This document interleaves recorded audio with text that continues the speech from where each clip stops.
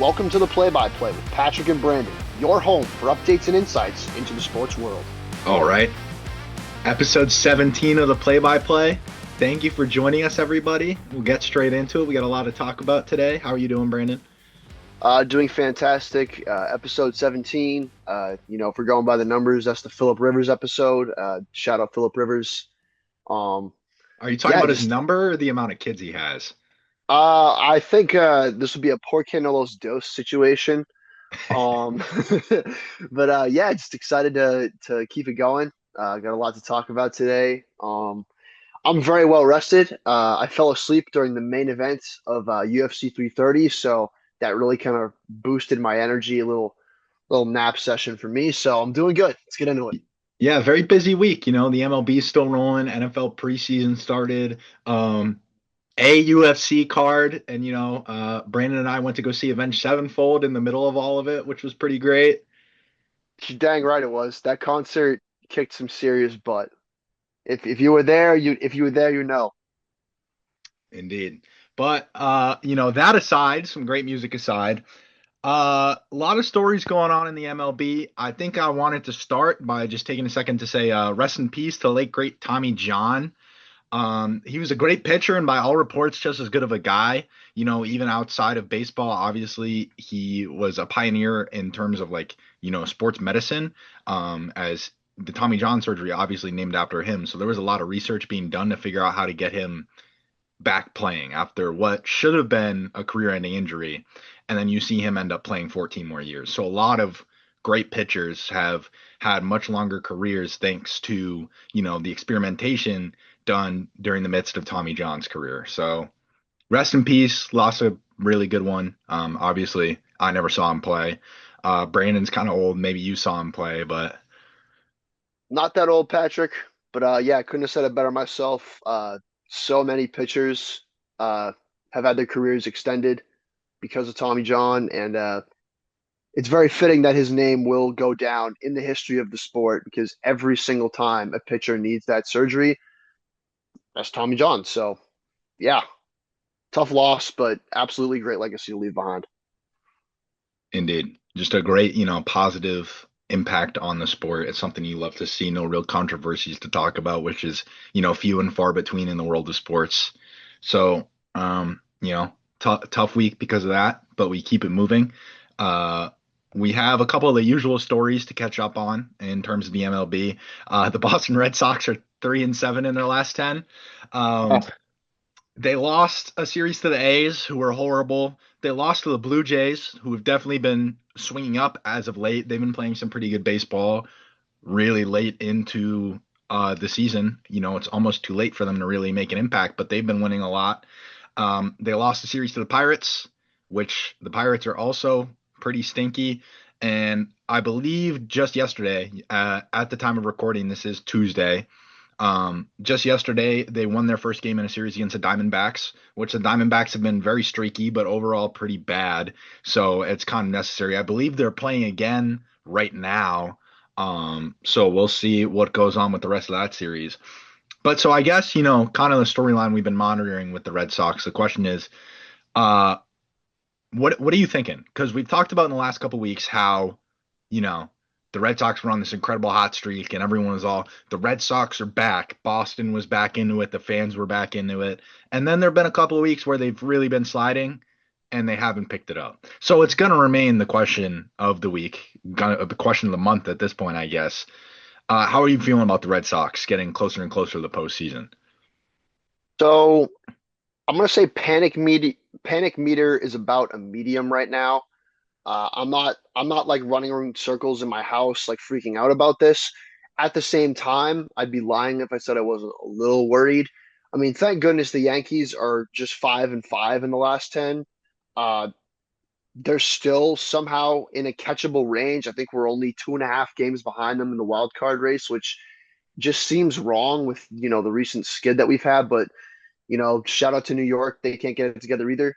Um, I'm going to say medium because I think as of right now, if they can just kind of right the ship, at least get back to a little bit over .500 in their last 10, hopefully break off a couple wins in a row, um, they can overcome the skid. But at the same time, losing to the A's and the Blue Jays and the Pirates. I mean, the Blue Jays are on a nice run of form right now.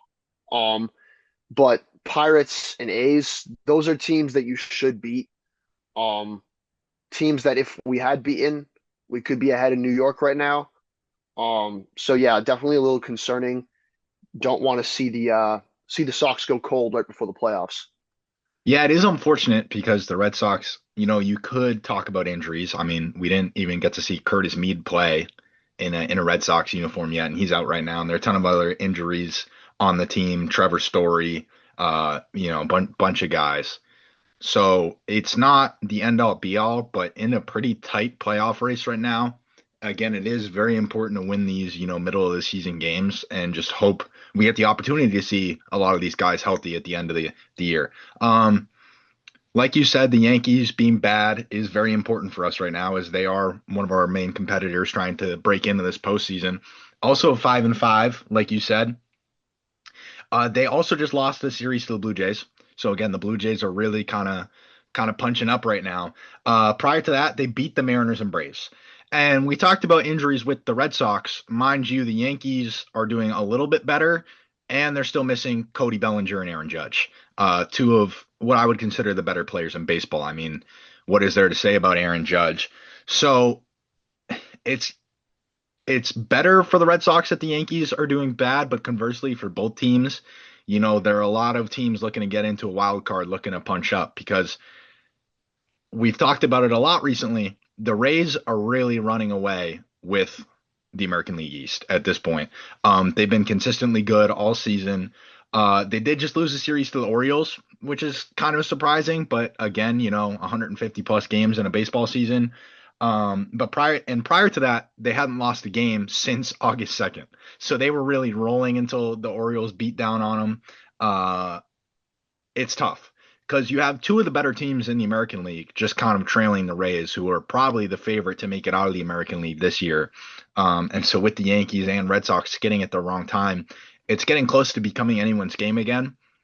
We'll definitely have to talk about that more in the coming weeks, as that storyline progresses as we get closer to playoffs, which I believe start on September 29th. So we are closing in on just about that 1 month marker. But that's really all I have on the American League for now. Obviously, more is going to happen depending on whether or not the Yankees and Red Sox pull their crap together. But another big story in baseball right now, at least I think it's big. The Brewers just beat the Dodgers in a series 3-1. They laid down some belt on the Dodgers, which was good to see. Um, it is important to note. I'm very happy to see that. That brings me a little bit of joy. I was having a rough week. Now it's like, you know what? Maybe there is a reason to smile. I wouldn't get too happy. Again, it is a good thing. Seeing the Dodgers lose is good at any time. The Dodgers are still riddled with injuries. I mean, there are plenty I could talk about. Shohei Ohtani is still out, the greatest baseball player in the world right now. They're still missing Will Smith, their catcher. Plenty of other guys aren't playing for them. And I think the problem when looking at these Dodgers regular season series is you have all these other teams that look at the Dodgers on their schedule and mark that. They say, "Oh, we got to beat the Dodgers." The Brewers are bringing their best. Any team that plays the Dodgers is going to bring their best into that series. We were talking about I believe it was the Mariners punching up on the Dodgers not too long ago. It's the kind of thing where every team goes into that being like, we got to beat the man. And the Dodgers really have no reason to care about anybody. I mean, their playoff spot isn't locked up, but it's getting pretty close to that point. And the Dodgers are a team where, yeah, they can rest a ton of guys now because if they walk into the playoffs healthy, it really doesn't matter who they play. They're not looking for particular matchups. They're just kind of looking to walk through everybody. So it is good to note, and I kind of like it because two of the storylines we've been talking about a lot recently are, of course, the Brewers having the best record in baseball, riding high off the power of friendship yet again, and then the Dodgers just kind of ruining fun for all of America. But we'll see. We'll see. Again, it's so hard to tell come playoff time. I mean, there's so much baseball. But following that, we talked a lot about the American League East race. We've talked a lot about the actual race in the NL, the NL as a whole. And in my eyes, it's a four horse race. You've got the Brewers and Dodgers, which we've already done big segments on. They've both been teams of the week for us. We have the Cubs, who we haven't talked about yet. That's probably coming. And this week, the team I wanted to talk about was the Atlanta Braves. Currently the third horse in a four-horse race, like I said. They are ahead of the Cubs right now. They are at the top of their own division, whereas the Cubs are in a wild card spot behind the Brewers. But it could be shaken up. Teams like the Padres and the Phillies are getting really hot. So it's becoming a lot tighter of a race, which is again something we have to monitor once we really hit that 30-day mark. Because right now it's been so consistent for so long. But with that being said, it's kind of a bad time for other teams to be heating up if you're a Braves fan, if you're from Atlanta, because the Braves are currently sliding. They're 4-6 in their last 10, and they lost two of their last three series. One of the Diamondbacks, who again, the Diamondbacks are really shaky. One of the Yankees, who the Yankees have been sliding. However, they did beat, get excited because Oh they no. beat the absolute juggernaut New York Mets, It's always about the greatest Mets, baseball baby. team in America. They It's beat about the the Mets. Mets. It's always Um, about the Mets. It always comes back to the Mets, Patrick. it always My does. goodness. Well, now I have my faith is restored. Losing this series to the Yankees, I'm a little worried. It's like, all right, guys, Yankees are really beat up. You probably shouldn't be dropping a series to them if you have World Series aspirations, but you beat the Mets. You got it. You did We it. did it, You might as everybody. well just give them the World Series trophy right now. You did it, guys. The New York Mets are a stoppable force. They are a movable object. Truly impressive work from the Braves. My goodness. I mean, like me personally, if I'm Atlanta, I'm putting up a pennant that says we beat the 2026 Mets. Like that's how serious this is in my eyes. You know, you Um, say that as a joke, but the Indianapolis Colts did put up a banner that said 2014 AFC finalists, so it wouldn't surprise me. You know, pathetic teams tend to do that. and Yeah, I think just threw a about it shot at too. the Colts. That's an AFC finalist banner. That is, you know, minute in comparison to beating the Mets. Like just think about it for a minute. But regardless, I believe they're also playing the Twins right now. They just lost their first game to the Twins last night. I believe they're playing again. Um, as a team, they have very solid pitching, especially from their starters, but their defense has been really shaky, and I think a lot of that has been injuries. They're another team that's really caught the injury bug, and so their depth hasn't been doing them any favors. They have a lot of great bats, but again, their hitting depth has also been questionable.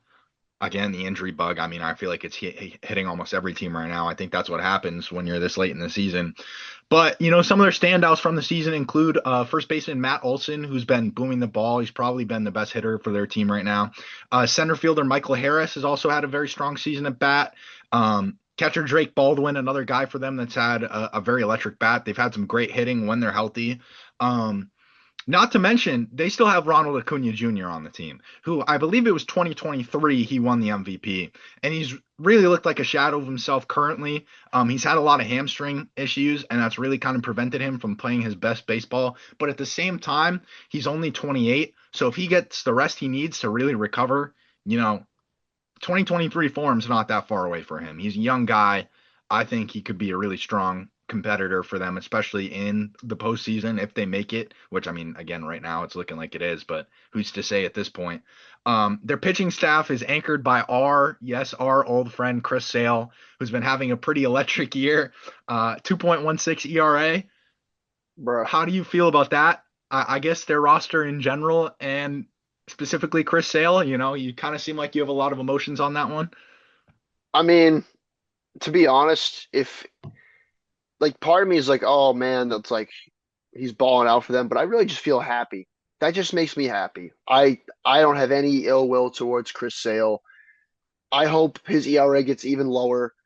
I hope he wins every game he pitches for the rest of the season. I mean, damn, Chris Sale. It's like I'm just back in. I'm just oh Patrick, you're killing me. Another great player that was treated very poorly by an incompetent Red Sox front office. Supposedly a lot of drama goes on with a lot of Red Sox players, but considering what our front office has done in years prior, I don't know that I believe it. Um, the question of the day for the Braves, and it's been the question of the year, I suppose. We've talked about it with the Brewers, we've talked about it with the Rays, we touched on it with the Red Sox. Can they beat a Dodgers team? Do you think in a potential series matchup, especially in what might be, an earlier round of the playoffs, they could end up looking at the Dodgers before the National League Championship and before, obviously, before the World Series, depending on, how the playoff race shakes out, because it looks like the Brewers are going to skate by the Dodgers for now, until the National League Championship, assuming both teams make it. So if they have to play them in an earlier round, what do you think? I I want to say that I have hope that they could beat them in a series. Uh, but with the skid they're on right now, and the fact that the Dodgers are missing a lot of their, high-end elite talent, I really don't see it happening. I would like to be wrong. If I'm wrong, if we get to like September, October, and I look like an idiot, I'll be okay with that. Um, I don't know. I just don't see it. The Dodgers, I think, are just going to be too overwhelming. And like you said earlier, they're a team that they can be all up and down, all over the place in the regular season, but if they have even a semblance of a healthy roster, come playoff time, it's just bad news. It is bad news. And shaky defense for the Atlanta Braves will come back to bite them in the ass, if not blow up in the face, uh, if they start playing bad defense against a roster as loaded as the Dodgers. So I would maybe give it like a 85-15 in favor of the Dodgers in that one. That'd be my confidence level That's a very realistic depressing. assessment, but call me a dreamer. I actually think they have a pretty okay roster to line up with the Dodgers. I mean, you can talk about defense all day long, but the fact of the matter is the Dodgers are going to score on anybody. You could put an all-star defense out there and the Dodgers are still going to score because they have an all-star offense. That's just a fact of the matter. But with that being said, it gets very important for a team to have bats against the Dodgers because the Dodgers are going to score. You need to fire back. A healthy Braves team has a lot of bats. I think it's very important that they go in with a very healthy roster. And I think obviously their X factor is going to be Ronald Acuna Jr. He needs to go back to playing his peak form of baseball if they even want to have a chance. But with all of those like what ifs potentially, if they are healthy, I'm sounding like a Justin Herbert fan right now with all these ifs, but if they walk into the playoffs healthy, I think they would have a decent shot. I think they have an okay matchup regardless of how talented the Dodgers are. Maybe I'm just coping because I really want to see somebody do it, but I think they have a shot. I think it could look okay. Patrick, I like what you're saying, but I caught that Justin Herbert. I caught that Justin Herbert diss. You thought you were just gonna like sneak that in there and I wouldn't notice. I heard the if man thing, and I would like to say that it's the official stance of the play-by-play that Justin Herbert, the hypothetical warrior if man, we are not high on him on this podcast. I had the absolute pleasure of watching him run for his life in Gillette Stadium in the wild card game. Uh, so yes, Justin Herbert slander, very welcome here. But yeah, I hope you're right. I hope the Braves can maybe they can summon the power of friendship with the Milwaukee Brewers and sort of harness that energy to beat the evil empire, um, and stop a lockout. Yeah, that would be nice. That'd be very nice. Yeah, really just anybody beating the Dodgers. I mean, you asked me about the chance of a team. I'm going to tell you, I think they could do it. It probably is just a whole lot of coat, but we'll see. Maybe they'll make me look like a genius come playoff time. We'll see. But, a little bit of Justin Herbert talk, I suppose that's a great point to segue into a little bit of NFL preseason is what was, I believe, technically week 2 came to a close. And I guess I'll start by saying I am a lot higher on Justin Herbert than Brandon is. But with that being said, Justin Herbert fans most certainly overrate Justin Herbert. So I feel completely sound in calling him if man. You can take that as you will. But with that being said, before I get into my thoughts on the preseason, do you have any standouts, Brandon? Did you watch anything you liked? So I'm gonna keep it honest with you. most of my preseason attention was on my beloved Patriots. That's interesting. That is interesting because I was getting ready for the shoot today, right? I was in the makeup chair. I was looking at the itinerary that our interns so lovingly crafted for us. And as I'm looking at it, right, I see this section and it's Brandon's designated Patriots glazing section. And I'm sitting, I'm scratching my head. I'm thinking that can't be right. That's just a little bold of our interns to do. And lo and behold, now that we're recording the show, look at what's happening. It's still there. Look, I'll be honest. I would love to come on here and just like sing the praises of the New England Patriots, but unfortunately I watched the preseason game and I was left with a couple of problems. Chief among them, I did not get to see Efton Chisholm III's new touchdown dance because he did not score a touchdown. I was very sad about that. Um, the wide receiver room in general looked okay. Mac Hollins had a couple of questionable drops, but otherwise he looked fine. Maybe he should wear shoes more often. I don't know. Kyle Williams looked good. He had some speed, but I think pretty much all of our really good wide receivers, obviously AJ Brown, Romeo Dubes, um, Pop Douglas, Kayshon Boutte, all saw very limited to no action. So not gonna start crying the end of the world based off of that. Tommy DeVito, I heard a couple of Boston talking heads, you know, going on and on about, oh, Tommy DeVito's a terrible backup quarterback. Oh, he looked awful out there. Stuff like that makes me wonder if they're watching the same game as me. Because first of all, it's preseason. The whole point of preseason is to work out the kinks and the issues with the offense so you don't have them in the regular season. Tommy DeVito was like 13 of 22 for 138 yards and a touchdown. It's like I don't see what the big issue is. That's kind of all you can expect from a backup quarterback. And when you look at DeVito's skill set, is he the most accurate passer? No, but he at least has a willingness to try to push the ball downfield. It's not like he's just trying to throw checkdowns every time to, go 3 and out. He at least tries to move the ball downfield. He can occasionally make a good pass or put a little touch on the ball. So Tommy DeVito, fine backup quarterback. But the real story of the Patriots preseason for week one was the kicking. Unlike years of old, where we've had, legendary Hall of Fame kickers like Adam Vinatieri or, Steven Gostkowski, who I'm sure will be in the Hall one day, or even Nick Folk, Patriots ball knowers who watched the team when they were kind of like pretty bad. Um, you know, the Gerard Mayo, Mac Jones era. We'll remember that for a brief period of time, Nick Folk was the best player we had on the roster. Despite being nearly 40 years old by the time he joined the Patriots, he was drilling 50-yard game-winning field goals when we were like 4 and 13. So we've had really good kicking in years past. That was not what I saw in the preseason. Andy Borregales, second-year kicker, just had a rough start to the year last year, kind of figured it out, went 2 for 5 in a preseason game. Just absolutely whiffing on borderline chip shots. I'm not going to lie, I was mad. I was mad watching it because a bad kicker is something that like you won't notice until you really need them. Because like if we're winning games by 30 points, it's like, okay, we're fine. We just beat up on the Browns and beat them 40-13. Like, okay, that's cool.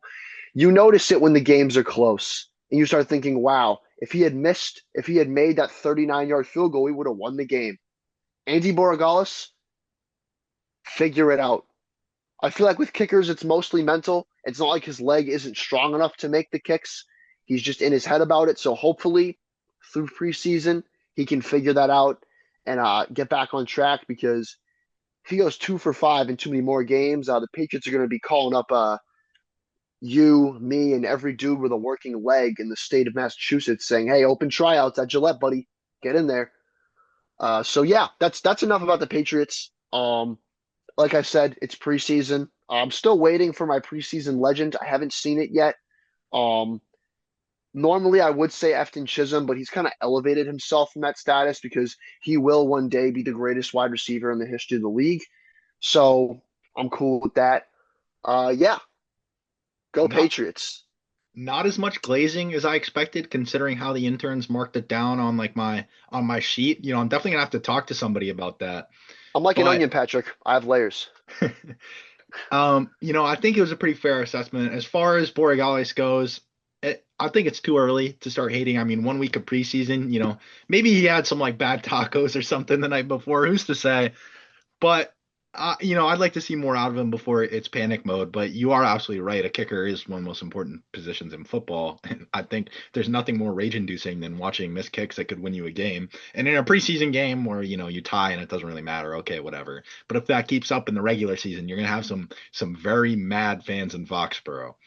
Um, Ask a Bills fan what they think about bad kicking, and their head will explode.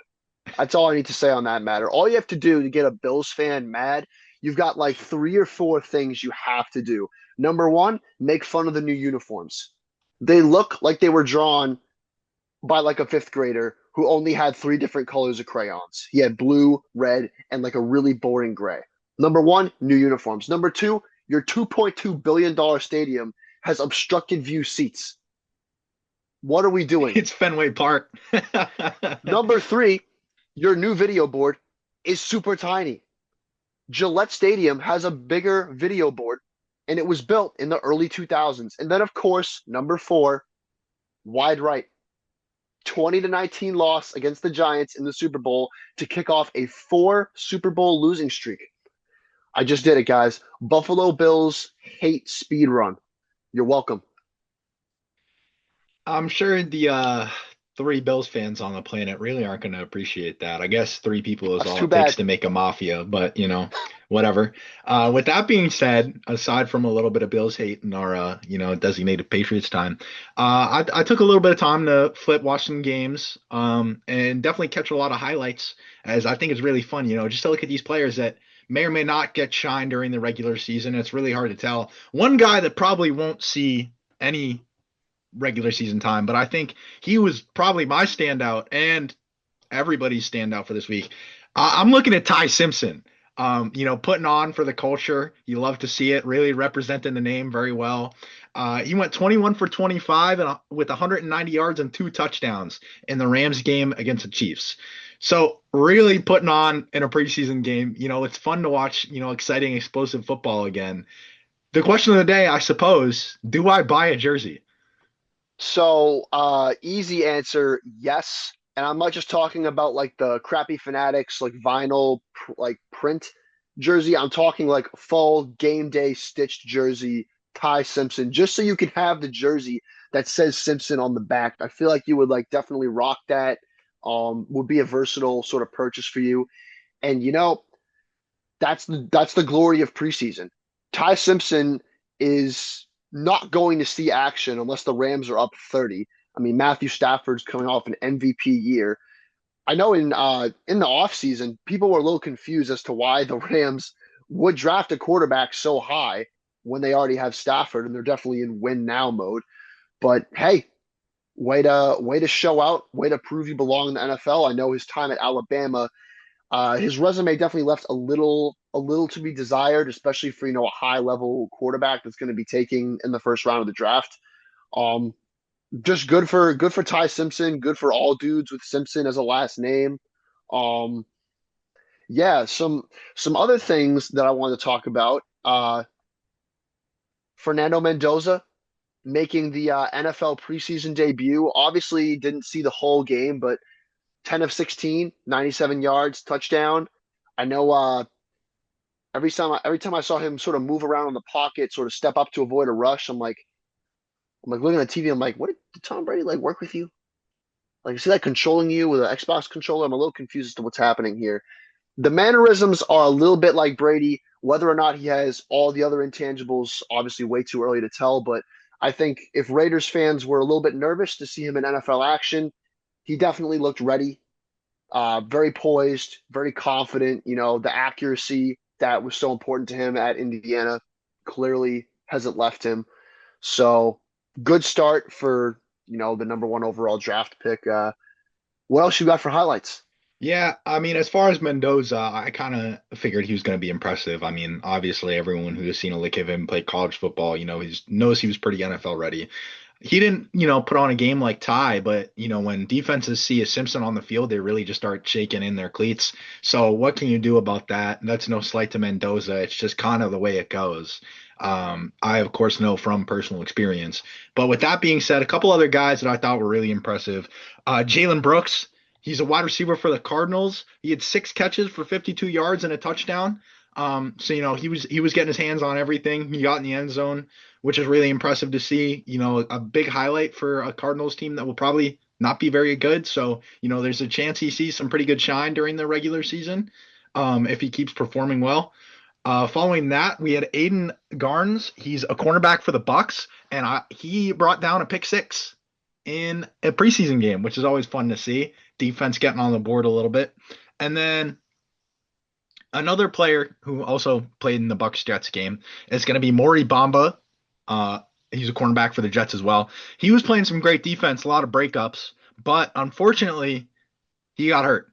He has a knee injury that's going to keep him sidelined for a while. The New York Jets are the land of doom and despair. If it was going to happen to any team, it does not shock me that it happened to the Jets. It's very sad. I hope he gets well soon because he was really impressing me with what he was doing throughout his short time on the field. That's really what I got. Those are the dudes that stood out a lot to me. So let me run down that list. First of all, you're talking crazy. Cardinals aren't going to be very good this year. 17-0 Super Bowl champs. Are we crazy? Second of all, pick six against the Jets. Hell yeah. That brings me joy. That makes me happy because in a world that is constantly changing, where almost nothing stays the same, the Jets are still the Jets. And it makes me happy because I've said this before and I've had people laugh at me. I had a friend once. He looked me dead in the eyes and said, Aaron Rodgers is going to win a Super Bowl with the New York Jets. You just watch, Brandon. And I looked him dead in the eyes and I said, the New York Jets are the New York Jets. You just watch. And we all know how that went for both parties. And Unfortunate. Not yeah, really. and you know, Jets cornerback showing out. The injuries in preseason are stacking up. I know there's been some talk about what is the preseason for if people are getting injured. Obviously, the 49ers are looking like a injury tent as a team, which is rough, but sucks to see talented players going down the preseason. Hopefully, nothing too serious. They can get out there before week one. The other player I wanted to talk about is Drew Aller. If anyone knows Drew Aller, what he's from, they know that he was not not universally loved in college. There were a lot of Penn State fans, I believe, that were pretty much done with him at certain points in his career. He 10 for 13, 153 yards, 2 passing touchdowns, a rushing touchdown. Steelers fans, they're going to overreact. And I can't remember where I read this, but I heard that they sold out of Drew Haller jerseys after that game, which is just crazy. They probably had For a 10 in dude, stock. yeah, you know what? Let's not be rash. They probably had 25 to 30, but fun to see another quarterback who maybe wasn't heralded coming out of the draft, just lighting it up in preseason. It's always interesting to see like the guys that maybe won't make the league do something like that, and it's like, all right, they might have just secured their spot on the practice squad or as like a third stringer. Um, but yeah, I'm excited for preseason to keep rolling. Patriots got joint practices with the Eagles coming up soon, Oh so God. Oh God. that's going to be fun. The Eagles fans are probably going to be talking about how Jalen Hurts is undefeated in joint practices and how that's like why he's the GOAT. And then they'll just ignore all of the clips of him throwing absolute meatball pastrami subs down the middle of the field. Um, I'm excited for that. I'm excited for those joint practices. I'm sure it's going to get a little chippy. It'll be fun to watch. So, yeah. Oh, I'm so happy football's back. I feel like I can like breathe. Very impressive game from Drew Aller, like you said. Of course, again, no Ty Simpson legacy game, but who's had one to date? Let's be fair. Uh, with that being said, obviously we're going to talk a whole lot more football as we get to the regular season with a whole lot more stakes going around. But we had some UFC this past weekend. I know we talked about it last week. Made some predictions, Nah. some great, some not so great. Really, some not so great. Some I not as wonder whose not as predictions those bad were. as some not as bad as you think they'd be. Like when you really think about it, some not as bad as you think they'd be. Which of course we'll talk about that when we get to it. But I guess we can go down the list, talk about your thoughts. So what was interesting is Charles Johnson versus Jose Ochoa, which was supposed to be on the main card, was canceled due to an undisclosed injury sidelining Ochoa. So instead, Charles Johnson tapped out as Eduardo Chipolin in the third round of a replacement bout, which shout out to Eduardo Chipolin for accepting the fight. Obviously, you got to be hungry and ready to go, but not being prepared, not having a super long camp. You can walk into that fight usually expecting to get beat up. So he's a warrior for getting in there in the first place. What did you think of the fight, Brandon? Charles Johnson proving once again that you can never exactly predict what you're going to see out of him.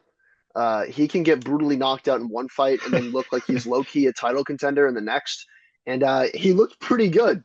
He looked pretty good. The submission was slick. He looked sharp. The guy clearly isn't going anywhere as far as the top 15 in the rankings are concerned. He looks like he wants to hang around and play the sort of Kevin Holland gatekeeper role for a while longer, which I'm fine with. He's always fun to watch. Goes for the finish. Uh, Moving along, Esteban Rabovici's finishing Edson Barboza. Um, I'm not gonna lie, I got a little emotional. Edson Barboza was one of the first UFC fighters I can remember watching. I remember being in the back of my English class in high school, watching YouTube clips of Edson Barboza spinning wheel kick knockouts, which absolutely blew my mind. But he's clearly past his prime. It was time to retire. Went out on his shield. Have to respect that. He took on an absolute killer. Uh, Esteban is a beast. If you've watched him fight before, watch his fight against Daniel Zaluber, you know he's a dog and he hits really hard. So shout out to Edson Barbosa, one of the most electrifying kickers in the history of the sport, with a highlight reel that will go down for the ages. Um, yeah, that's all I got to say about that fight. We had the battle of the middleweights, emphasis on the word mid. Dustin Stoltzfus tapping out Mansour Abdul Malik in the second round was actually it was a pretty good fight. The guys came to scrap, good finish. But weird to see a fight like that on a main card because if you look at both fighters, there was no title implications. There really wasn't even ranking implications for that fight. I don't think either guy is ranked at middleweight. So a good fight, but for a main card, you usually expect to see at least one guy with a number next to their name. It really makes Jay, you think like what fell apart, going into the creation of this card. oh, Because where my mind immediately goes at that point is, there was another fight lined up and maybe it was, money thing, a contract thing, somebody ended up getting hurt. But it does make you wonder like what did they have to go through to end up landing on that fight of all things? But like you said, it was fun. The card actually did kind of surprise me a little bit after we talked about how potentially boring it was going to be going in, looking at the cast of characters in this one. I enjoyed myself. But moving on from that, what you got next, Brandon? Jalen Turner looked absolutely filthy against Cal Fernandez. I mean, that fight was, you blink and it's over. And for Jalen Turner, he's a guy who, when he's on, he looks so dangerous and so good. Obviously, 6'3" with a 77-inch wingspan is ginormous for the lightweight division. I don't know how he makes weight. He's had some questionable losses that have not aged well, but when he's on, he is a tough puzzle to solve. I mean, that he's rangy, he hits hard, he's got good kickboxing. Uh, Beat the crap out of Fernandez. I mean, oh my goodness, the guy's probably good enough to be ranked. I mean, I can take a look at the UFC lightweight rankings. I mean, obviously lightweight is a stacked division right now, but you look at the bottom end of it. You've got Grant Dawson, Dan Hooker, Rafael Fiziev, Tom Nolan. These are guys that I think Jalen Turner could probably beat in a fight. Obviously, he's already lost a fight to Hooker, a close fight where he nearly finished Dan, but I think he could be ranked. I imagine he'll probably want another shot at the rankings, especially considering he came out of retirement um, to join the UFC again and go on another run. Um, Good stuff from Jalen Turner. Exciting fighter to watch. Uh, Moving to the co-main event, UFC Women's Strawweight title. Mackenzie Dern defeats Jillian Robertson with a decision. It was all right. It I was an thought okay fight. Like, I thought personally the first couple rounds were really fun. Mackenzie Dern was kind of just putting belt on for the first couple rounds, and I don't know what happened. Like I don't know where the cardio went, but she really just like gassed herself out. So the last couple rounds of that fight were really just kind of slow. I mean, you saw Jillian Robertson kind of battle her way back into it. Not really. I think it was a very clear decision at that point, but she made it look at least a little bit closer after she was blown away in the first couple rounds. It was ridiculous. But, her battling her way back isn't to say that it became interesting at all because those last couple rounds, again, were just like very, very slow. Not a lot happened.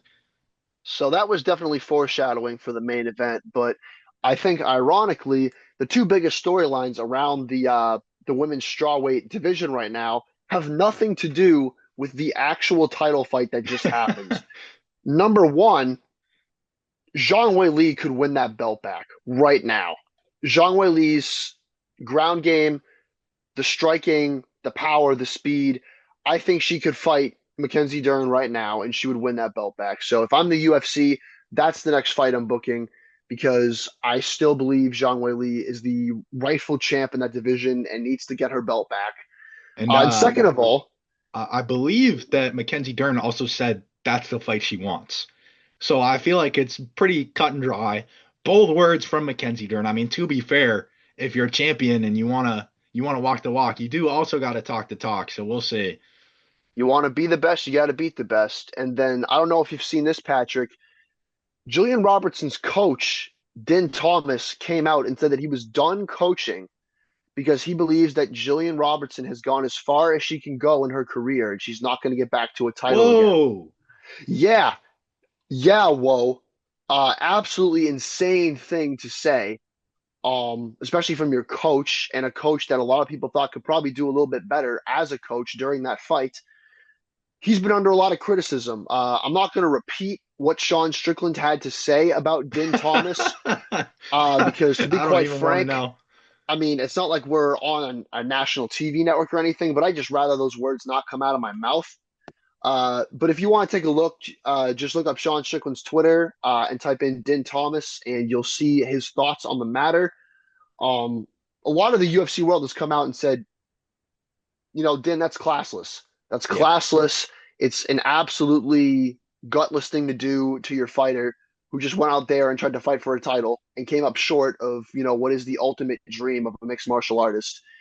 And he's gone on a little, apology tour. He was on the Deep Waters podcast with Jorge Oh God. Masvidal, Dustin Poirier, saying, he probably shouldn't have said that. But Jillian Robertson comes out and says, yeah, he hasn't really said much to me. That seems more like I need to publicly apologize because I'm getting flamed by, everyone and their mother.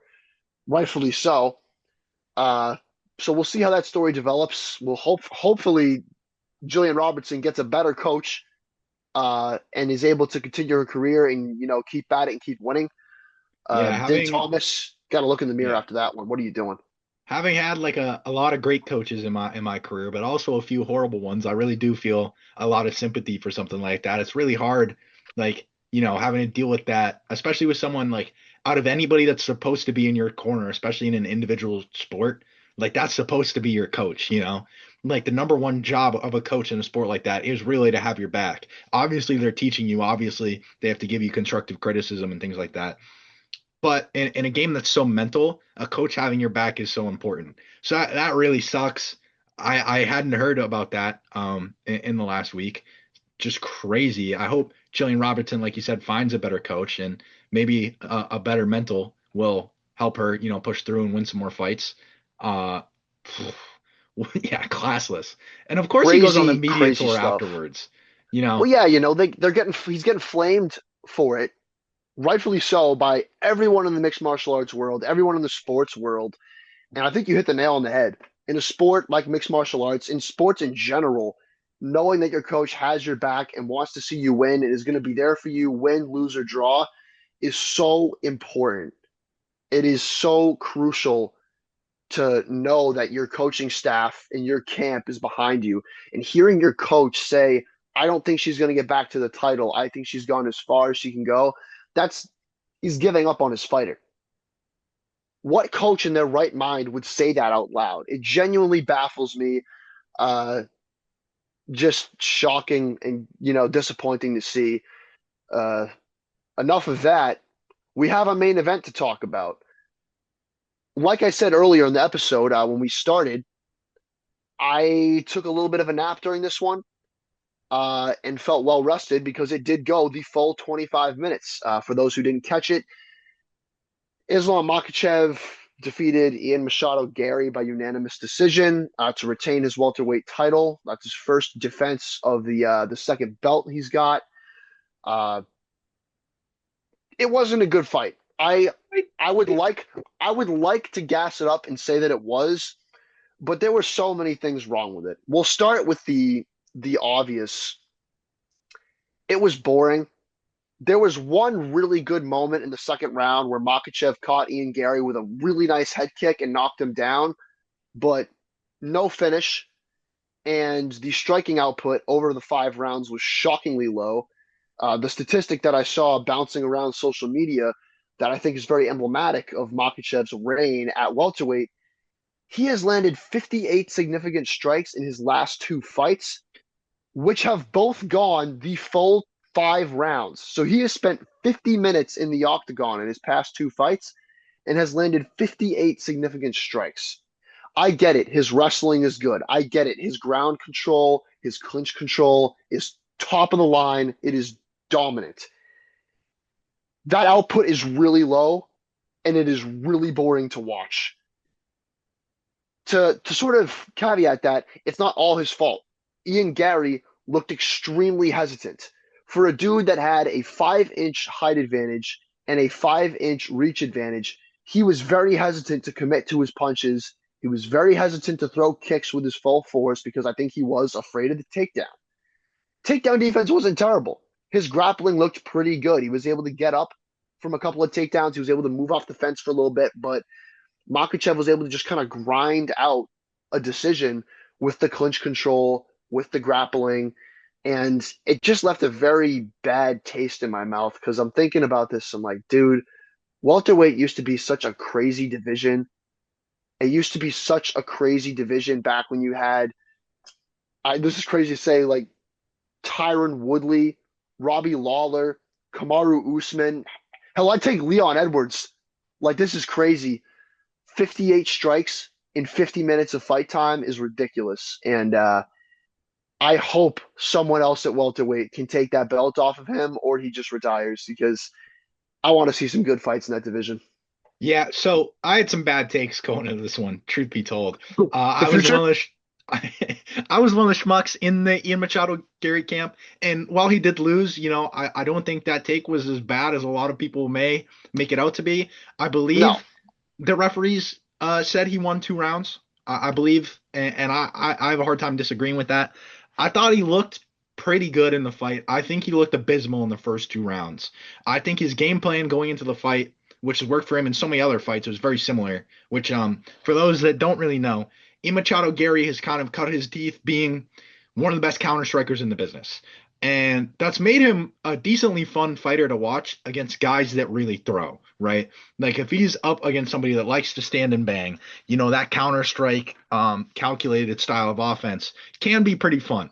The problem is when you're going up against Islam Makhachev, who's really not gonna fall into that at all, you see two guys doing nothing. And so when Ian Machado Gary's getting picked apart for a couple rounds because he can't really play his game, he he fell flat. He fought horrible in the first couple rounds. I think it was very obvious. I think he adjusted pretty nicely. He definitely got a lot more aggressive, but when he wasn't playing his game, he was at a clear disadvantage. I mean, you talk about that knockdown. That was him really trying to get something going. And again, the poise of Islam is just incredible. Um, as much as he's not necessarily fun to watch, he is one of the best, most calculated fighters in the world right now. Absolutely. And winning ain't always pretty, I guess, is the motto of the day. But it was a close fight, I guess. I thought Ian Yeah. Machado Gary looked pretty good against a really strong fighter. it heated up in the last couple rounds. I personally thought it still wasn't amazing, but I wouldn't call it, an absolute dumpster fire. If it continued like the first couple rounds, it would have been worst fight of the year easily. But I think it ended up being at least okay, pretty fun. And after that fight, you've got two guys really in the mix for that next shot. Both of them have compelling arguments for why they could win. Both of them have arguments for why they would get dominated. You're either looking at Carlos Prates or Michael Morales. Prates, obviously tall, he's 6'1", rangy, 78-inch reach, which is just ridiculous for Yeah. a welterweight. Packs an incredible power in his hands. Was the first guy to knock Leon Edwards out cold in a fight. However, in his fight against Ian Gary, he was susceptible to takedowns. He was, getting timed off of his punches and kicks, and Gary was able to sort of slide under the rangy punches to get the takedown. If you're getting taken down by Ian Gary, you are going to get taken down by Islam Makhachev. That's just kind of how it works. And if Prates wants a serious shot at beating Makhachev, he's going to have to train the grappling like crazy and hope that he can connect. Michael Morales, a little bit different. His grappling hasn't been tested that much, but he also packs an insane amount of power. And unlike Prates, who's a little bit on the leaner side for welterweight, Michael Morales is a ginormous human being.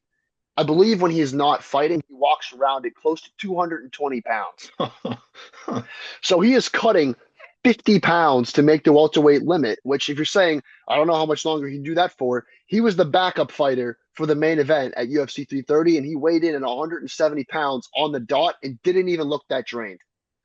So, how he does that, I'm not sure. If he's using like wizard magic or he just like loses every ounce of water in his body and then just instantly gets it all back. Science is unclear, but Michael Morales can make welterweight, and he hits like a truck. And obviously, Makachev moving up a division from lightweight isn't the largest guy in the division. Stands around 5'10", uh, with 70-inch reach. Probably walks around at around 185, 190 when he's out of camp. The size advantage would be there for Morales, and it would be interesting to see if Makachev would struggle to take down such a big, physically strong opponent. But either one of those guys getting a shot, I'd be fine. I don't want them to fight each other first. I want them to book either Prates or Morales, and then whoever wins that fight fights the next guy. I want to see Makachev active. I want the division to keep moving. So that's where I want to see it go. I don't know if you have any different thoughts on that. Yeah, no, I think that's definitely smart. I think champions always should be fighting. That's kind of the point of having a belt. I think I'd like to see Morales go at it. I mean, you offer me a guy with crazy power behind his punch.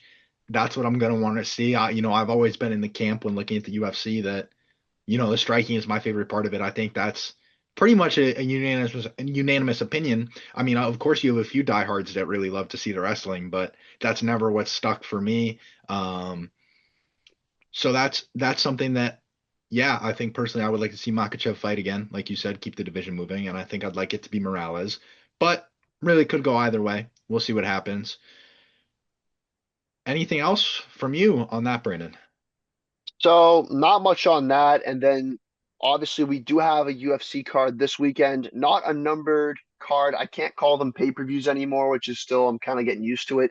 But UFC Fight Night, Anthony Hernandez versus Rodriguez. Uh, I'll give you my prediction here. If it goes past the first round, Fluffy is going to maul him. If anyone's watched Fluffy fight, his last fight he got battered by Sean Strickland, which, to be fair, Hamzat Chimaev just got punched in the face like 100 times by Sean Strickland. So that loss hasn't aged terribly. Strickland is still one of the division's elite. Fluffy has incredible cardio. He's got top level wrestling, and he's got a chin. Gregory Rodriguez is a big muscular power puncher, and the tale of this will be if Hernandez cannot get chinned in the first round, he is going to drag Rodriguez down to the mat again and again and again and probably find a late finish. However, Gregory Rodriguez, RoboCop as they call him, he has a puncher's chance. He is one of the biggest, physically biggest guys in the division, and he does hit like a truck. if anyone's interested in seeing that in action, just watch Gregory Rodriguez versus Jack Hermanson. That knockout was absolutely terrifying to see. I watched it live. One of those knockouts where the opponent goes stiff, their head goes back, and you're like wondering if they're going to wake up. So he has terrifying power in his hands, and Fluffy's going to have to be aware of that. But as far as a UFC Fight Night card goes, not bad. A main event that actually has some implications for up in the rankings and the title. Rodriguez ranked fifth in the division, so, or my apologies, Hernandez ranked fifth in the division. So if you're Rodriguez, you're looking at that number five and saying, I win this, that's mine. And once you're in the top five, you're about one fight away from a title shot. So I'll be watching. I'll be watching it. Yeah, I believe Vegas agrees with you. They have Rodriguez as the clear underdog in this fight. But like you said, again, it could go any way. You catch a couple lucky strikes, and who's to say what happens?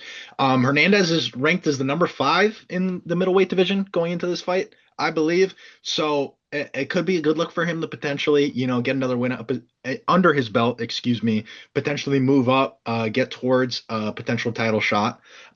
Yeah, like a classic striking versus grappling bout. I'm not super familiar with either of the fighters, so I'm not really sure what's going to happen going in. I don't have like a crazy expert opinion on this one, but I think you put it very tactfully. Unless you have anything else on that, we got some viewer questions to get into. Well, to the fans, to you, Patrick, the if you want to get a good indicator of what these guys are good at, like I said, Gregory Rodriguez versus Jack Hermanson.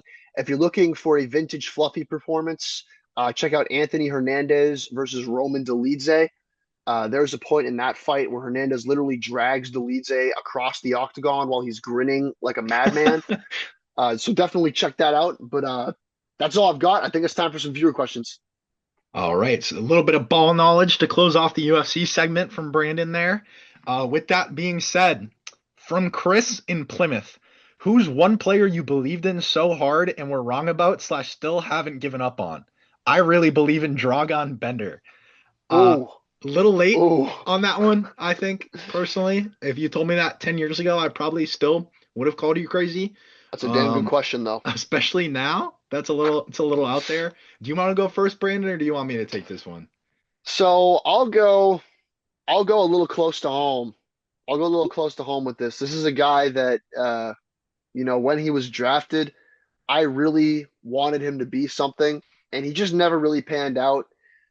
Coming off the heels of having Isaiah Thomas in Boston, a short, explosive guard that could drain threes and come up huge in clutch moments. When the Celtics drafted Carson Edwards from Purdue, I was thinking short, explosive, quick guard, incredible shooter.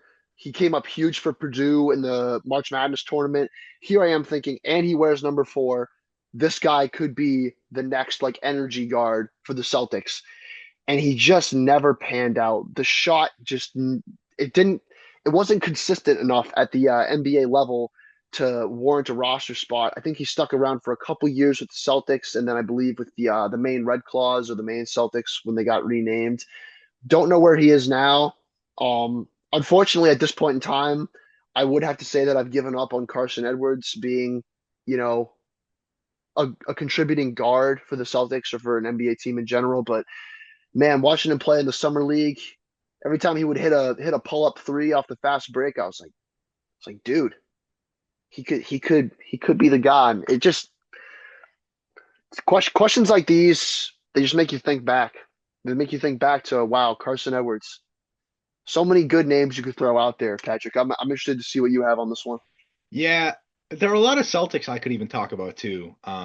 Romeo Langford, Tremont Oh Waters, man, all guys that you Rome. see get some shine and think like, dang, because like I really value like a gritty player. So you see someone go out there with like some toughness, and I'm thinking like, hey, they could be legit, which isn't always the case. And when you're talking about your own team, uh, you always want to see a guy like that do very well. With that being said, I mean, there are a lot of routes you could go. You talk about some football players, some wrestlers I even have in mind, but I think the biggest and most topical one I have is also in the realm of basketball.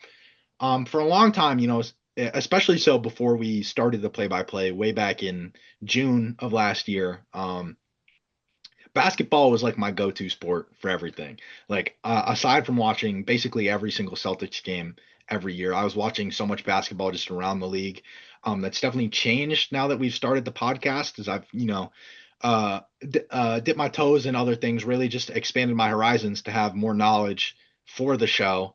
Obviously I had a background in watching football, watching some hockey, a little bit of baseball here and there, but I've tried to get into everything, much to the expense of my overwhelming basketball viewership. So for a long time, aside from the Celtics, I'd always have like a second favorite team, somebody to follow that's not competing with the Celtics. It's just good fun to watch away from that. And for a long time, that was the Phoenix Suns, and I don't really see anybody to talk about on that team there. And then, once they kind of blew up that core for like Kevin Durant and Bradley Beal and all that, I really fell away from them. But the team that I picked up after that was the Sacramento Kings. The Sacramento Kings were very fun to watch. For a while, they looked young, they looked promising. I mean, you had Mike Brown coaching that team. See where he is now. And a big part of that was De'Aaron Fox. De'Aaron Fox being the fastest player in the league, incredibly explosive. He was just so fun to watch, in my opinion. Still is. Especially in those like couple really fun years of Sacramento basketball when they Like the even beam. like the Beam team. Yep. Oh, what a time. They made it to the playoffs. They took it to the Warriors. They lost in seven and what I believe was a first round series to the Warriors. But if you're losing to Steph Curry, you're no slouches, plain and simple. And I've always thought De'Aaron Fox could be more than he is. Obviously now, he's a great starter, not all-star level, not a star, but he's definitely an incredible starter. He can be, a second or third guy on a championship level team. And I think that was just proven. Obviously they didn't win. They had a lot of problems. And being a De'Aaron Fox guy for such a long time, it really hurt my heart to see what happened in the finals this year. It really hurt my heart. He became the clown of the league, seeing De'Aaron Fox to Shanghai. It was brutal. Obviously, some dumb mistakes were made. I think his performance in total, a lot of it can be attributed to his ankle injury. You take the fastest guy in the league and you hobble him, and obviously things aren't going to be going his way as well anymore. But with a guy he's not old, right? But he is on such a young team, one of the bigger veterans. He can't be making mistakes like that. I still believe in him. The question was like, oh, who can you not give up on, even if maybe you should. De'Aaron Fox is still one of my guys. I'm really not ashamed to say it. I think another year behind him, some hard work and some health will really do him well. I think he can still be huge. I think he was talked about a little too much after that finals. He again, he was the internet's jester, and he wasn't the only one making silly mistakes. I mean, you can look at Victor Wembanyama throwing the ball off of his teammate's back to close out one of those games. It was really just a collapse from the entire Spurs team, which I think was very much so funneled onto De'Aaron Fox. But yeah, that's my answer for that one. I know a lot of people aren't gonna like that one, but You can never pin a finals loss or a loss in general on one player. It is a team sport. A lot of times we forget that because, in a lot of ways, NBA slander and sports slander in general can be fun. It can be fun to, make the memes and, laugh at this guy missing a shot or playing terrible. It's a team sport. It was not De'Aaron Fox's alone, weight to bear. He's not the only reason they lost to the Knicks. But yeah, I think believing in De'Aaron Fox is not a bad thing. It's not a bad thing to still have faith in him because, like you said, he was very injured. And when he's healthy, he brings a lot of positives to the table. He really does. So, you know what? Good for you for standing on business and saying, I still believe in De'Aaron Fox because a lot of people don't. A lot of people switched up. it was a tough period of time, especially the whole playoff run. Being a Celtics fan, I lived with Knicks fans for majority of the playoffs, and then you see the Knicks not only make it to the finals, but also absolutely, make one of my guys look like a fool. That was kind of brutal. It was kind of tough, but regardless, from Josh N in Malden. Do you think the Sixers will mesh together, or do you think all the egos are going to clash when they realize there's only one ball on the court? Also, if LeBron gets his fifth ring this year, is he undisputedly the GOAT? Can't go one Loaded, episode without talking loaded. about the man on the Sixers. Can't. All right, if this YouTube video when we post it, if it gets 1,000 views, I will sing at least one verse of the man on the Sixers. I I think will you got to do do it. the whole thing for 1,000. The whole thing for a Stand thousand. on business. 10 toes All right, down. I'll do the whole thing. I'll make a reel. I'll make a reel, and I'll sing the man on the Sixers because I mean I do love me some Michael Jackson, and the man on the Lakers was pretty funny when that came out. So yeah, for 1,000 views, I'll sing man on the Sixers. But back to the question. Uh, So, part by part, do you think the Sixers will mesh together, or do you think all the egos are going to clash when they realize there's only one ball on the court? I feel like that's going to be it's inevitable that they're going to clash at some point. I think the question is, are they going to work it out and figure it out? Obviously, when they're, in preseason and definitely early on in the season, it's going to be an adjustment. LeBron, Jaylen Brown, Tyrese Maxey, Joel Embiid are all used to being high usage guys. And those usage rates are going to have to dip just by nature of them all being on the same team.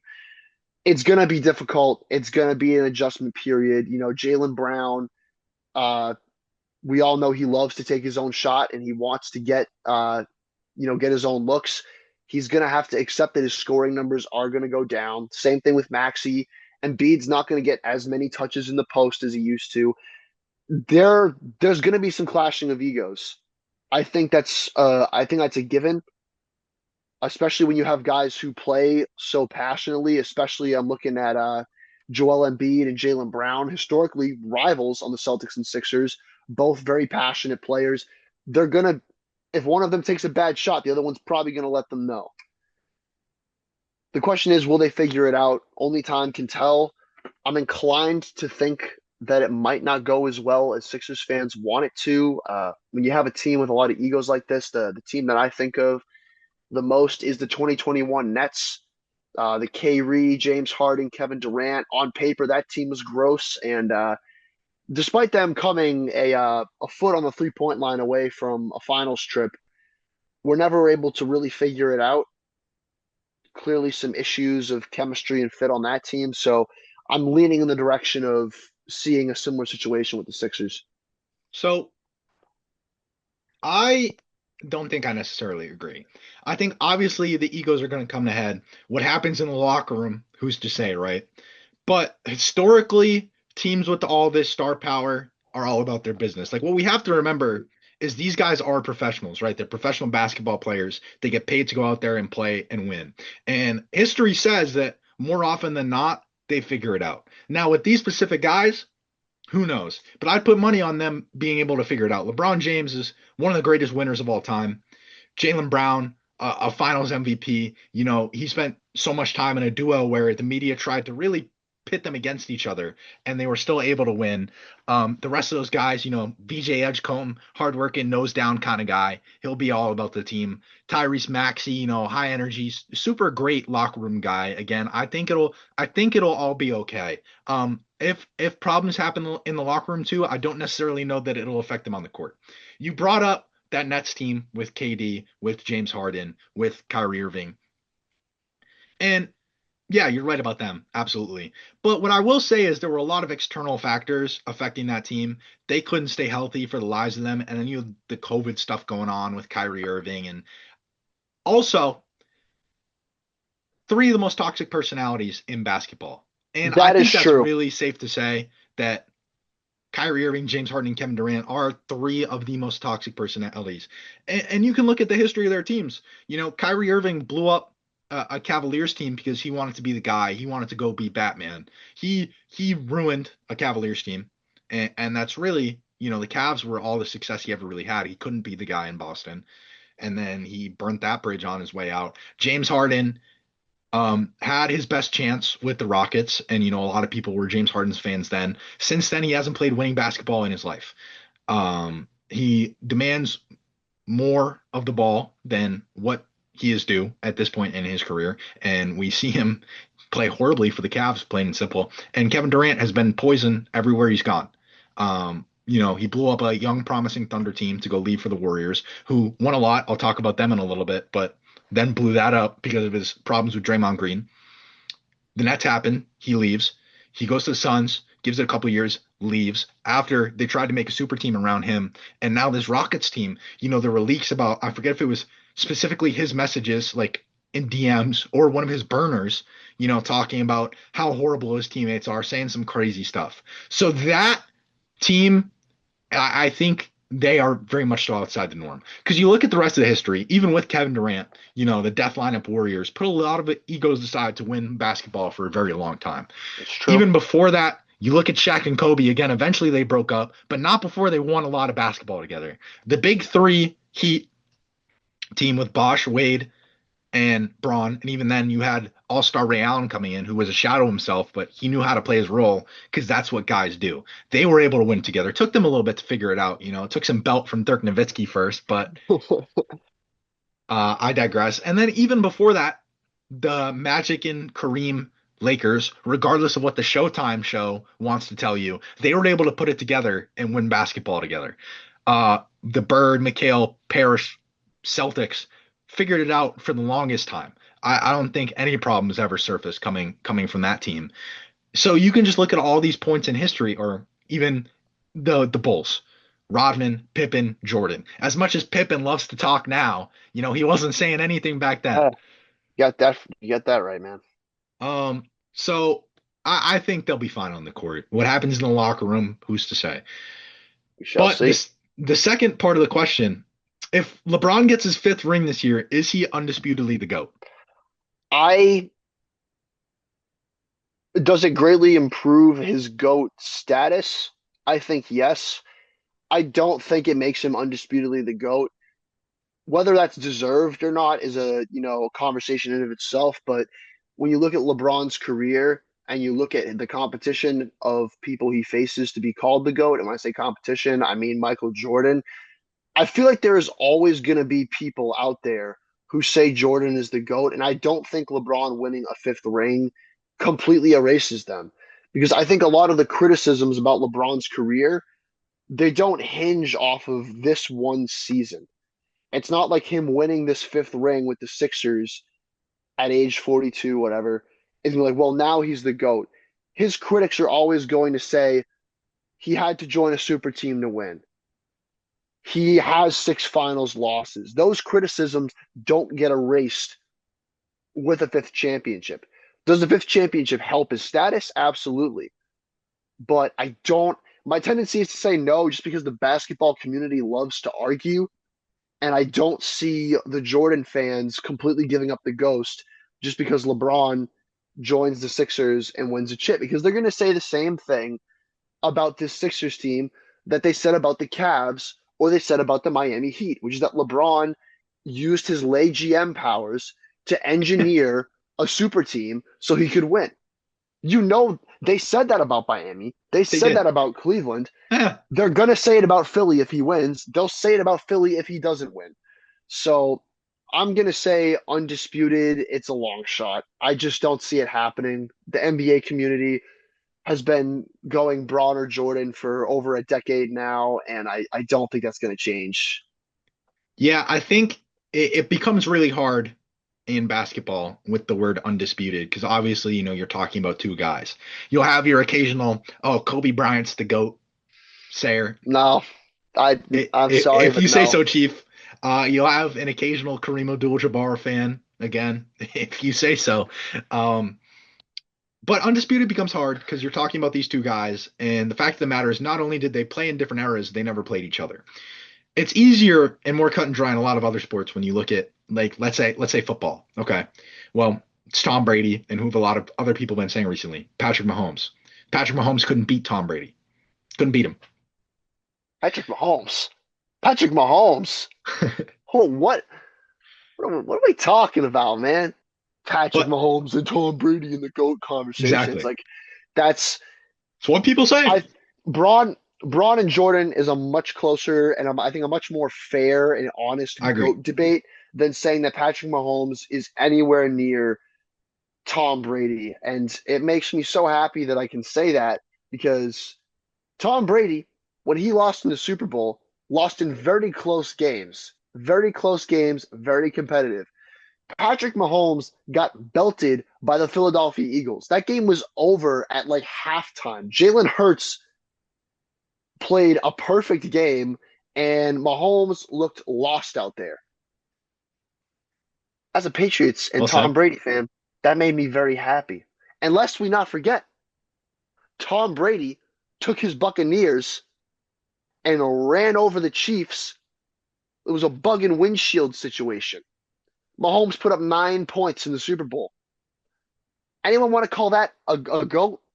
I would laugh. I would laugh. So it's safe to say I no longer need to talk to the interns because the Brandon Patriots glazing segment did happen. You knew it was going to happen, Patrick. It's not going to, I'm They were not just right. going to let it They slide. were right. And But look, is it, I think everything I said is valid and can be backed up by evidence and ball knowledge. So yeah, true. let's call it the Brandon Patriots truth telling session, I believe. I think that's a more accurate description. Getting back to the point, um, not only did Jordan and LeBron not play each other, they didn't play in the same eras. There are very few players that connect the Michael Jordan and LeBron James timeline. I believe Jordan retired the season before LeBron started, and even then he was a fraction of himself playing at that point. So they really didn't play the same competition at all. So the biggest argument all the people make is eras and competition. And the people that make those arguments are never going to listen to each other. You have mostly, middle-aged or older guys talking about the Michael Jordan. Oh, he played this guy, he played that guy. And the biggest argument is it was tougher back then, right? LeBron would not survive. And then all the middle schoolers uh talking about the LeBron GOAT case, right? They all say, the league's more talented now. We done with the 90s, and there's definitely merit to both. Um, I Oh will boy. say, in personal opinion, I think that I put more value in the league being overall more talented and deeper now than it was back then, as opposed to the toughness argument. I mean, that's very intangible. Um, whether that's a better viewing product or not, I really I take your preference, honestly. But with that being said, LeBron's case already, I don't think a fifth ring is going to change it that much unless he wins a Finals MVP, unless he goes out and shows you flashes of, Miami Heat LeBron James just getting everything done. Because when we talk about LeBron, his case already hinges on the fact that one, coming into the league, people were saying he was going to be the greatest of all time, and he lived up to expectations, right? These insurmountable expectations were placed on him, and he surpassed them. Some would say. I think that's fair. I think that's fair to say that he's surpassed. I mean, the dude was being called like the future, and he was called King James when he was in high school. There was that Sports Illustrated Yeah, cover where they called the him chosen one. The chosen one. The dude is getting called the chosen one when he was 16 years old.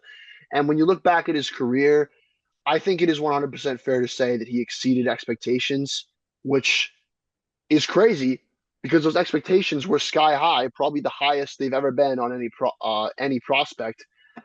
But yeah, I mean, And it's a like, tough question. not to mention, like his argument already, when you talk about accolades, you can talk the numbers game, but anyone that just brings up six rings is frankly pretty silly. Because if we're talking solely rings, Bill Russell is the greatest player of all time, Bill right? Russell, baby, Bill Russell would be the greatest 22.5 player of all rebounds a time. game. Elite. So, with all that being said, I think LeBron's, piece de resistance right now is the fact that he won one of, if not the greatest championship rings of all time, beating the 73 win Warriors team, coming back from down 3-1 with, to be frank, a team that was not built to be in that moment if they did not have LeBron James.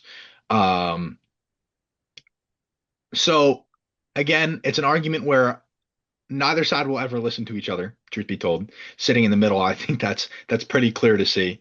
Um, so yeah, undisputed is never going to happen, truth be told. They've never played against each other, and for that reason, undisputed, never going to happen.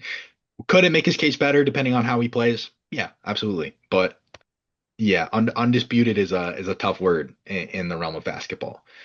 But following that, from Michael K and Norton, Fate of the universe on the line. Game-winning drive needed. Who you taking? Blake Bortles, Case Keenum, or Teddy Bridgewater?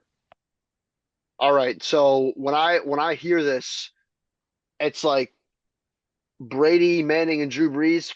Okay, sure, old man. What were you born in 2003? This is real football. The Bortle Rocket, Case Keenum, and Teddy Two Gloves. That's a crazy lineup.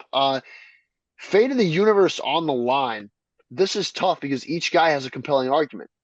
The Bortle Rocket was like low key kind of nice for the Jags for a little bit. He did have that one year where he threw 35 touchdowns. Uh, he also was quoted in an interview when someone asked him what was the first thing he does in the morning. He said he wakes up and he uses the bathroom. So real. Case Keenum, I believe, was the quarterback who threw to Stephon Diggs for the Minnesota Miracle. So game-winning drive, having that moment on your resume. Granted, Stephon Diggs did make the catch and make the defender miss and then run 30 yards to complete the play, but Case Keenum still threw that ball. It had to be delivered in a reasonable enough catch radius for Diggs to make that grab and dodge the defensive back. So Case Keenum, good on you. Or Teddy Two Gloves. Teddy Two Gloves statistically had the least memorable and least eye-popping career. But the counterpoint is I love him. Teddy Two Gloves brings me joy. There's now a rule in place because Teddy Bridgewater was such a caring guy and such a good coach. I believe coaches are now allowed to pay a certain amount of money out of their own pocket to help with the overall well-being and health of their athletes. Because he lost I believe, a high school coaching position over paying to make sure that his players were like safe or well fed or something like that. And Teddy Bridgewater stood on business and said, I was looking out for my athletes. And thank goodness the rest of the world was like, this man is trying to do the right thing. So you know what? Fate of the universe on the line. Death beam pointed at the earth. I need a game-winning drive. Give me Teddy Two Gloves. Enough said. You know, I feel a little bit stunted at this moment in time because I was about to say the exact same thing. Do Wow. either of these Wow. guys have, and my argument's not the same as yours. Huh. I was purely going to say that, when you look at these guys and what they produced, well, they haven't produced. But when you're thinking about these three quarterbacks, three legends of the game, titans of the industry, you got to think about one thing: aura and aura alone, which is Oh my goodness. why I would also take Teddy Two Gloves. Let's go. You heard it here first. Teddy Two Gloves enters the GOAT debate. What a brilliant question, really. I mean, I like Artful. talking I like talking about the quote unquote popular or elite players, but when we're talking real ball talk, if you're not talking about Blake Bortles' legacy, I believe you haven't watched the sport enough. Um, but moving on to the next question, and I believe it is our last one from Billy O in Melrose.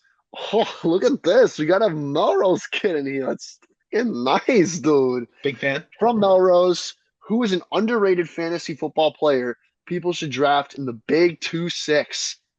A very pertinent question for all of our fantasy football enjoyers. Patrick, who do you got? So this one was kind of hard to gauge for me because, like, how do you think of underrated as in terms of fantasy projection? Like, do you think of somebody that really maybe hasn't produced yet and you think is going to? Do you think of somebody that's already pretty established and you expect to be better?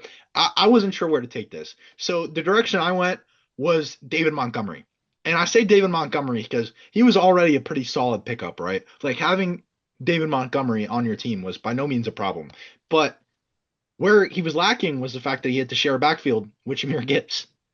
So Jahmyr Gibbs is going to be better this year. I wouldn't be surprised if he's, consensus first overall pick for almost every single team at this moment in time.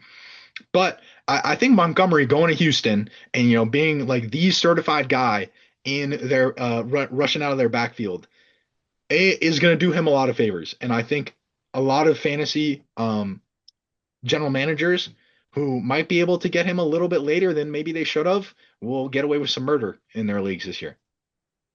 That's a nice pick. I think definitely some fantasy upside. I do have a different pick. I feel like there's so many, players in the fantasy landscape that Go it's ahead. good. Drake It's May. good.